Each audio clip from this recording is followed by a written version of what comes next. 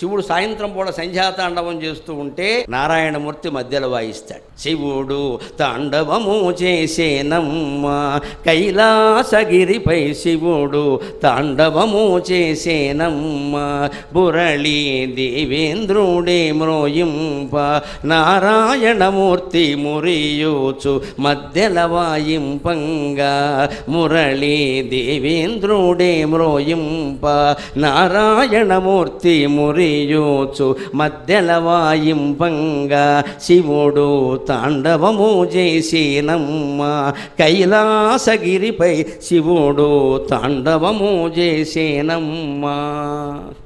శివుడు తాండవం చేస్తుంటే దేవేంద్రుడు మురళి వాయిస్తాడు. ఏదో ఇక్కడ హరికథ చెబుతుంటే మృదంగం ఫలానా వారు, ఘటం ఫలానా వారు, వైలిన్ ఫలానా వారు, ఇవి అన్ని పేర్లు ఉంటాయి. అలాగా శివుడు తాండవానికి మృదంగం ఎవరాయంటే మామూలు మృదంగ విద్వాంసులు కాదు, విష్ణువే స్వయంగా వస్తాడట.